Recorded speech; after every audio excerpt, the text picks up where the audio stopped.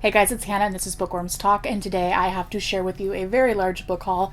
There's more than you see here. There's a lot laying in front of me, which I don't have the arm strength to balance. If you don't follow me on my other social media platforms, I'm most active on Instagram and I'm starting to figure out TikTok.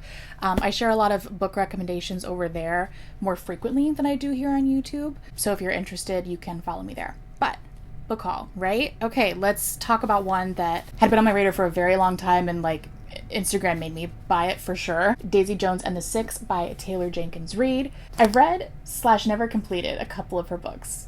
And not because they're not good, just because I do this thing where I don't want to finish a book that I'm really enjoying. I don't know, I think, I'll savor it, and then I never finish it. It's a bad habit.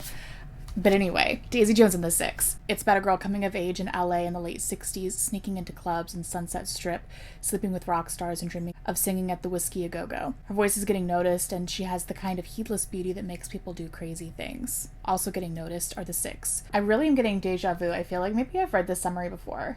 Maybe, sorry. Billy and Daisy cross paths with a producer that realizes that the key to supercharged success is to put the two together. What happens next will be the stuff of legend. So it's like, I don't want to call it like a historical fiction, but kinda. You know? Kinda.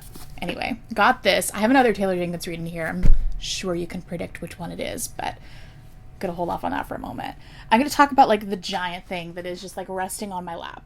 So because of Shay from Shay's Reading List on Instagram, you should definitely follow her, especially if you're into more fantasy and YA, which I'm not really. I just really love the way that she takes photos, and so I followed her for that reason. She was recommending the Vampire Academy books by Rochelle Mead.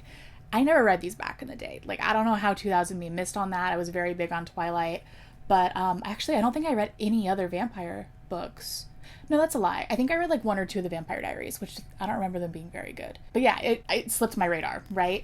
And so she was talking about it and she made me want to read it. She was doing all these stories and saying how her heart was just shattered and betrayed, and anyway, it sounded really fun and dramatic. And I've been reading only really kind of serious books. It's sort of just kind of been my taste lately anyway, but I thought maybe this will jumpstart that binge reading thing I used to do all those years ago, with fun books. I don't read fun books very often anymore, so I picked this up on a whim. It's amazing. I got mine at half price. That's why it's all written on, which is fine. But I loved it so much that when I was about 3/4 of the way through, I was I'm going and I'm buying the rest of the series. I loved it that much. I loved the characters transitioning. I also got Frostbite, the second book. God, where do I put these? Shadow Kiss, which I'm reading right now. Blood Promise and Spirit Bound and Last Sacrifice. These books are huge, and I'm so excited. So the first one, I will have a proper review on, so I'm not going to give too deep of a summary here, but I will try to convince you. It's not YA in the way that you probably think of YA, at least not in the way I thought of YA. I haven't read it in years. I was afraid it would be juvenile and cringy and too, I don't know. I'm just not the demographic for these books, so I just wasn't sure I would like them. But this is how young adult should be. This was, like I said, 2007. This, I think, was before new adult was a thing, and I feel it would much better fit into the new adult category than the young adult category. So it's in this world of vampires, but there are different subcategories of vampires. So there's the ones that I like to think of as more Green Earth witch and then there's the fighters, and then there's the bad vampires.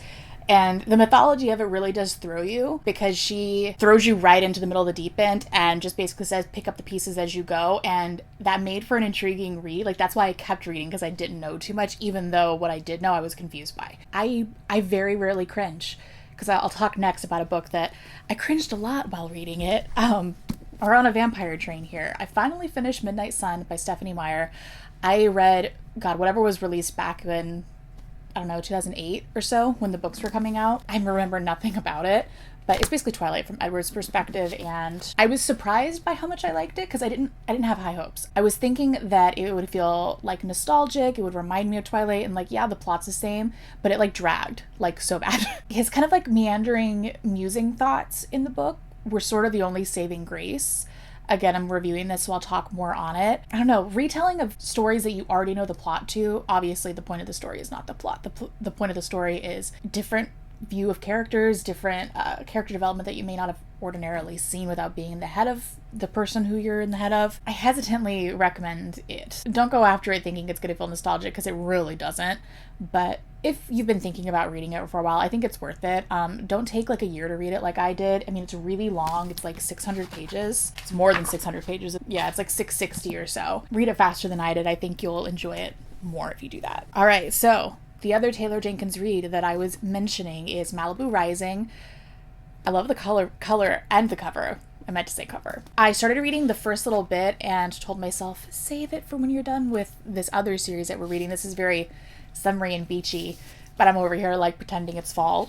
This story is based in the 80s. And I'm going to read the Washington Post's little blurb on the back because it's quicker than the whole summary, and honestly, I don't want to spoil myself. I don't like reading those full summaries.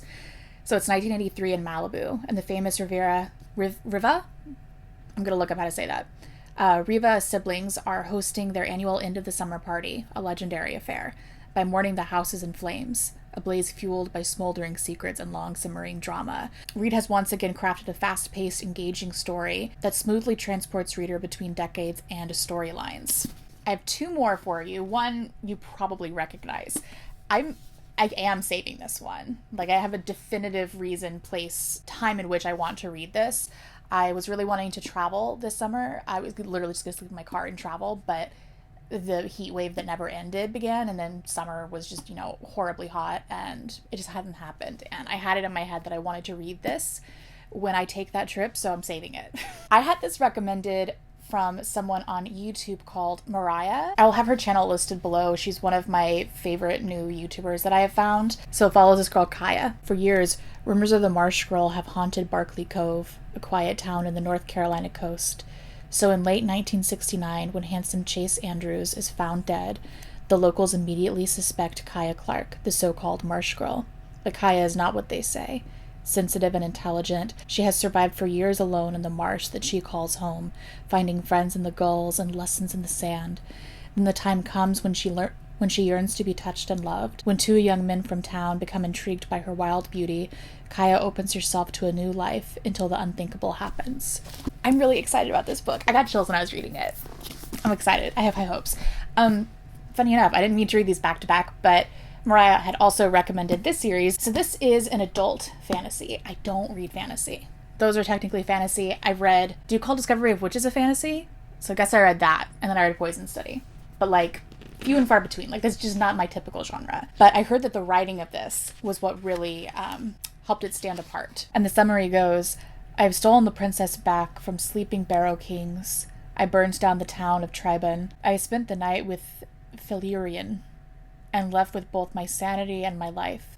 I was expelled from the university at a younger age than most people are allowed in. I tread paths by moonlight that others fear to speak of during day.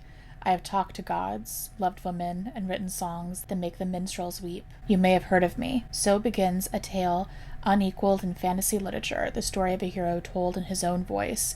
It is a tale of sorrow, a tale of survival, a tale of one man's search for meaning in this universe, and how that search, and the indomitable, that drove it. And they're saying this book is really legendary, and I've never heard of it other than with her. And trust her opinion. I don't know why, I just do.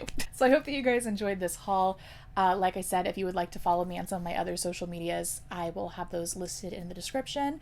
If there are any of these books that you have read that you were just so excited about, or you haven't read in a long time, let me know what your thoughts are. Give me your little ratings down below.